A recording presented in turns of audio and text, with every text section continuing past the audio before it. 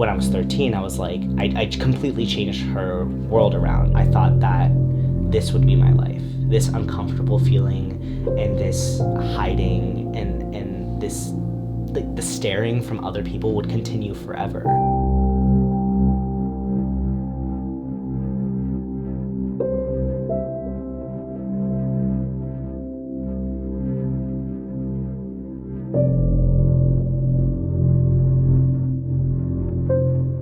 I think as kids, we don't really have any idea of what gender is. You know what I mean? Like, because of our parents and because of like societal norms, we're automatically pushed into like two separate categories.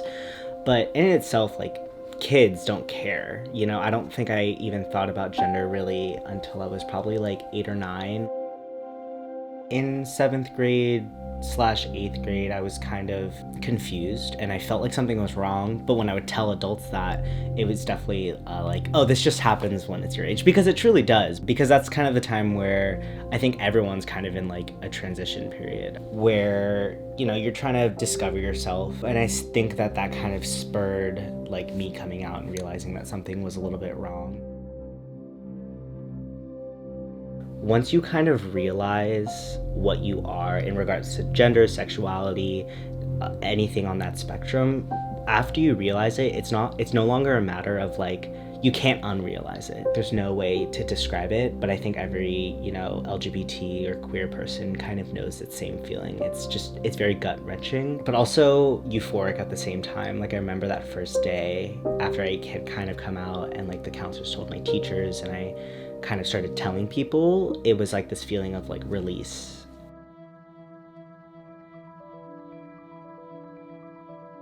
I kind of knew that my family, especially on my mom's side, would have some trouble adjusting to it because, I mean, I don't know if this is like, it's just definitely not a bad thing, but they loved me a lot, you know? But I think they were also very attached to my gender because my mom had this idea of I would grow up and to be this person and to do these things. And so when I came out at 13 and I was like, actually, I'm a boy, she was like, what? I felt like my mom was embarrassed of me and of what I was. And that's super like frustrating because I was 13. I didn't understand why my mom didn't just get it, why my family didn't just get it. It was just rough, you know. I was queer and I was weird and I just wanted to be normal. I wanted to be like all the other boys.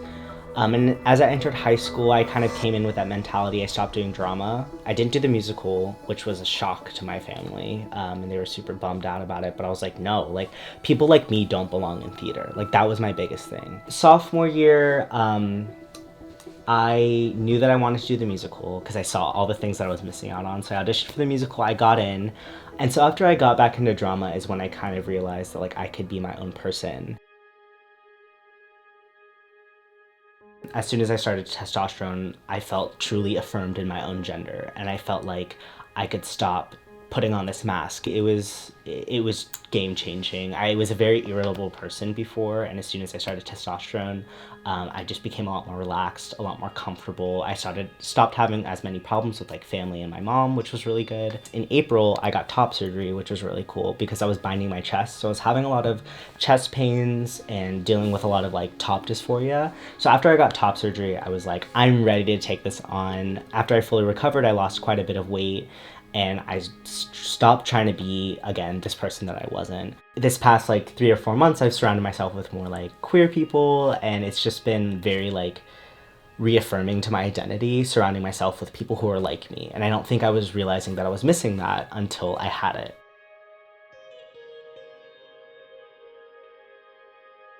I feel weird talking about it because it's like I'm fine, you know, I'm okay. But I was definitely in that place at one point when I first came out. I was like, you know, my mom wasn't calling me Jake and I was uncomfortable and I was like, I just don't want to live this life. You know, it's super easy to look at people like me and be like, well, he's fine. It's like, no, because my mom never kicked me out. My mom still loved me unconditionally, even when it felt like she didn't. And so did my family. And I see so many things on Twitter of trans people who don't have homes or who are in abusive situations. And it's like heart-wrenching, you know? There are still some people who hate queer people and who actively kill them. And like, that's something I have to think about. Like, there are kids in Tennessee and in the deep Midwest whose parents don't believe that they exist or that they should exist.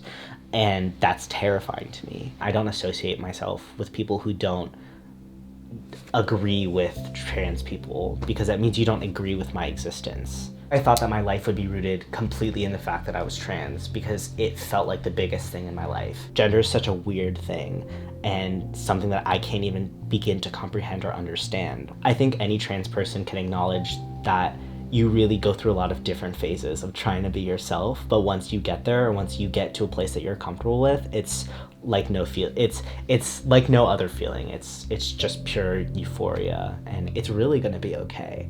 Like, even when it's not, it's still okay, and it will be eventually. So